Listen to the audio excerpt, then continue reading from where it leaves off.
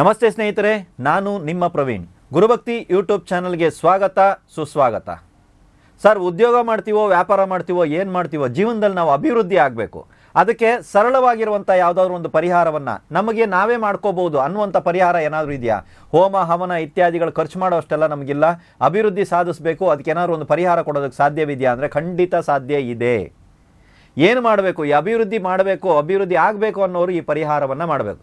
Sir, ಮಕ್ಕಳಿಗೋಸ್ಕರ ನಾವು ಮಾಡಲ್ಲ ಅಂದರೆ ಖಂಡಿತ ಆಗಲ್ಲ. ಅದನ್ನು ಮಾಡೋದಕ್ಕೆ ಟ್ರೈ ಮಾಡಬೇಡಿ. ಮಕ್ಕಳಿಗೋಸ್ಕರ ಎಲ್ಲ ನೀವು ಮಾಡೋಕ್ಕೆ ಹೋಗ್ಬೇಡಿ, ನಿಮಗೋಸ್ಕರ ನೀವು ಮಾಡಿ.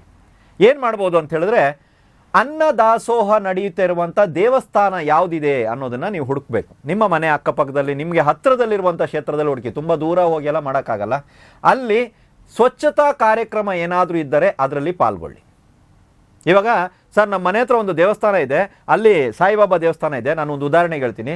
ಗುರುವಾರ ಬಂದ್ಬಿಟ್ಟು ಅಲ್ಲಿ ಅನ್ನದಾಸೋಹ ನಡೀತದೆ, ಬೇರೆ ದಿನದಲ್ಲಿ ನಡೆಯಲ್ಲ. ಗುರುವಾರ ನಡೀತದೆ ಅಂದರೆ ಗುರುವಾರ ದಿನ ಬೆಳಿಗ್ಗೆನೇ ನೀವು ಅಲ್ಲಿ ಒಂದು ಸ್ವಚ್ಛತಾ ಕಾರ್ಯಕ್ರಮದಲ್ಲಿ ಪಾಲ್ಗೊಳ್ಬೇಕು. ಏನಾದರೂ ಒಂದು ಕ್ಲೀನಿಂಗ್ ಮಾಡುವಂಥದ್ದು, ಏನೋ ಒಂದು ಗುಡಿಸುವಂಥದ್ದು, ಒರೆಸುವಂಥದ್ದು, ಏನಾದರೂ ಒಂದು ಕಾರ್ಯಕ್ರಮ ಮಾಡೋದಕ್ಕೆ, ಏನೋ ಒಂದು ಚಿಕ್ಕ ಪುಟ್ಟದಾಗ ಕೆಲಸ ಮಾಡೋದಕ್ಕೆ ನನಗೆ ಒಂದು ಅನುಮತಿ ಕೊಡಿ ಅಂತ ಒಂದು 10 ನಿಮಿಷನೋ 15 ನಿಮಿಷ ನಿಮ್ಮ ಒಂದು ಸೇವೆಯನ್ನು ಸ್ವಾಮಿಗಳಿಗೆ ನೀವು ಮಾಡಿ, ಅದಾದ ನಂತರ ಉಪ್ಪನ್ನು ದಾನವಾಗಿ ಕೊಡಬೇಕು. ಉಪ್ಪು, ಅನ್ನದಾಸೋಹ ನಡೆಯುತ್ತಿರುವಂಥ ದೇವಸ್ಥಾನದಲ್ಲಿ ಉಪ್ಪನ್ನು ದಾನವಾಗಿ ಕೊಡ್ಬೇಕು. ಸರ್, ಒಂದು ಪ್ಯಾಕೆಟ್ ಕೊಡಲ್ಲ, ಒಂದು ಪ್ಯಾಕೆಟ್ ಕೊಟ್ಟರು ಸಾಕು. ಇಷ್ಟೇ ಕೊಡಿ ಅಷ್ಟೇ ಕೊಡಿ ಅಂತ ಏನಿಲ್ಲ. ಪ್ರತಿ ತಿಂಗಳಿಗೆ ಒಂದೇ ಒಂದು ಸಲ ಮಾತ್ರ ಈ ಪ್ರಯೋಗ ಮಾಡಬೇಕು. ಸರ್, ಪ್ರತಿ ವಾರ ಮಾಡಲ್ಲ ಸರ್ ಅಂದರೆ ಆಗಲ್ಲ. ತಿಂಗಳಿಗೆ ಒಂದೇ ಸಲ ಈ ಪ್ರಯೋಗವನ್ನು ಮಾಡಿ. ನಾನು ಒಂದು ಉದಾಹರಣೆಯಾಗಿ ಗುರುವಾರ ದಿವಸ ಸಾಯಿಬಾಬಾ ದೇವಸ್ಥಾನ ಅಂತ ಹೇಳಿದೆ. ನಿಮ್ಮ ಮನೆ ಹತ್ರ ಇರುವಂಥ ಯಾವುದೇ ಮಠ ಆಗಿರ್ಬೋದು, ಏನೇ ಆಗಿರ್ಬೋದು, ಅನ್ನದಾಸೋಹ ನಡೆಯುವಂಥ ಸ್ಥಳ, ಅಲ್ಲಿಗೆ ಹೋಗುವಂಥದ್ದು, ಸ್ವಚ್ಛತಾ ಕಾರ್ಯಕ್ರಮದಲ್ಲಿ ಪಾಲ್ಗೊಳ್ಳುವಂಥದ್ದು, ಅದರ ಜೊತೆಗೆ ನಿಮ್ಮ ಕೈಲಾಗಿರುವಂಥ ಉಪ್ಪನ್ನು ದಾನವಾಗಿ ಕೊಟ್ಟು ನಿಮ್ಮಿಷ್ಟಕ್ಕೆ ನೀವು ಬನ್ನಿ. ಇದು ಅಭಿವೃದ್ಧಿಯ ಕಡೆಗೆ ಕರ್ಕೊಂಡು ಹೋಗುತ್ತಾ ಸರ್ ಅಂದರೆ ಖಂಡಿತವಾಗಲೂ ಅಭಿವೃದ್ಧಿ ಆಗೋದಕ್ಕೆ ಪ್ರಾರಂಭ ಆಗ್ತೀರಾ.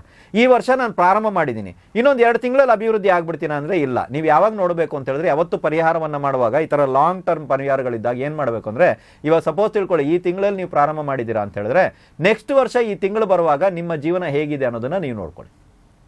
ಪ್ರಾರಂಭ ಮಾಡುವಾಗಿದ್ದಂಥ ಜೀವನ, ಪ್ರಾರಂಭ ಮಾಡುವಾಗಿದ್ದಂಥ ಪರಿಸ್ಥಿತಿ, ಅದು ಹಣಕಾಸಿನ ಪರಿಸ್ಥಿತಿ ಇರ್ಬೋದು, ಏನೇ ಇರ್ಬೋದು, ಆವಾಗ ಹೇಗಿತ್ತು, ಇವತ್ತು ಹೇಗಿದ್ದೀರಾ? ಓಕೆ ಇದ್ದೀನಪ್ಪ, ಪರವಾಗಿಲ್ಲ, ಚೆನ್ನಾಗಿದ್ದೀನಿ ನಾನು, ಓಕೆ, ಇನ್ನೊಂದು ಸ್ವಲ್ಪ ಇಂಪ್ರೂವ್ ಆಗಬೇಕು.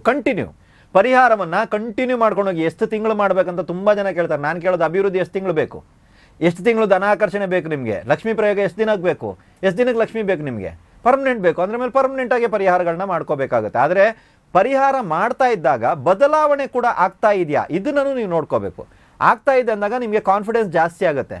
ಆ ನಂಬಿಕೆ ಇದೆಯಲ್ಲ, ಅದು ಇನ್ನೂ ಬೇಗನೆ ಕೆಲಸ ಮಾಡೋದಕ್ಕೆ ಪ್ರಾರಂಭ ಮಾಡುತ್ತೆ. ಎಲ್ರಿಗೂ ಒಳ್ಳೆಯದಾಗಲಿ.